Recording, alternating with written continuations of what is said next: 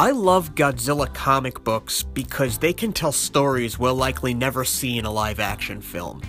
And they can take chances on ideas that are a little more out there. I love Godzilla comic books because of ideas like Godzilla in Hell. 4 stars! Godzilla in Hell was a 4-issue miniseries published by IDW between July and November of 2015. Then it was collected into a trade paperback in October of 2016. If you buy Godzilla in Hell, you get exactly that. It's not even much of a story besides just Godzilla wandering around the different levels of hell. Every issue of Godzilla in Hell was created by different storytellers. Issue 1 was drawn and conceived by James Stokoe, and of course it's amazing. You guys already know I love Stokoe's work from the Half-Century War, and he just nails it again here. Godzilla wanders around hell, which for some reason assumes Godzilla knows how to read, and Godzilla is attacked by waves of people. Literally, waves of people. Probably his own victims. They overwhelm Godzilla, and then from there, things only get weirder. And then issue 2 comes to us from Bob Eggleton, and holy crap, Stokoe has met his match. A very descriptive narrative has Godzilla being attacked by his own friends, and wow. I mean, wow. Obviously, the art is striking and realistic, and the idea that Godzilla's version of hell includes being betrayed by his friends, it kinda gets me a little weepy. Issue 3 is written by Ulysses Farinas and Eric Freitas, and the art's by Buster Moody.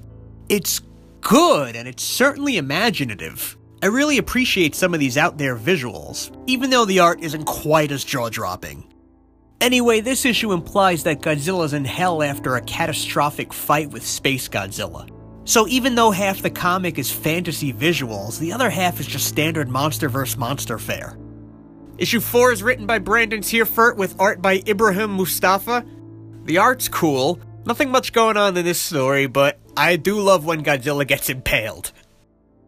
And issue 5 is written and illustrated by Dave Wachter. Godzilla faces off against some flying demons that ultimately devour him.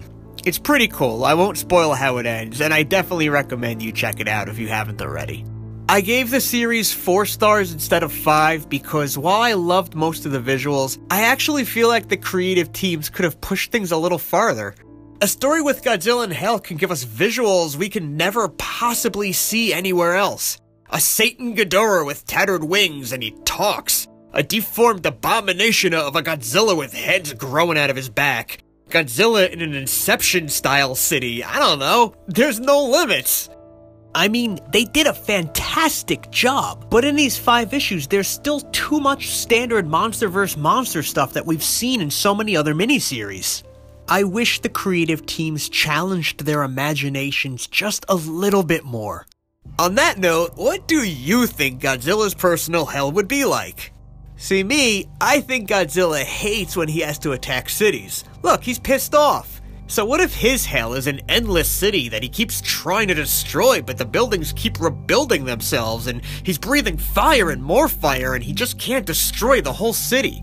Then he starts shrinking as the city around him gets larger and larger and larger, while he just gets smaller and smaller and weaker and tinier until he's just a little dot on the radar. And then he's naked in his high school classroom.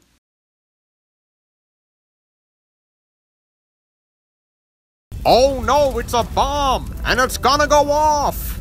Oh, what should we do?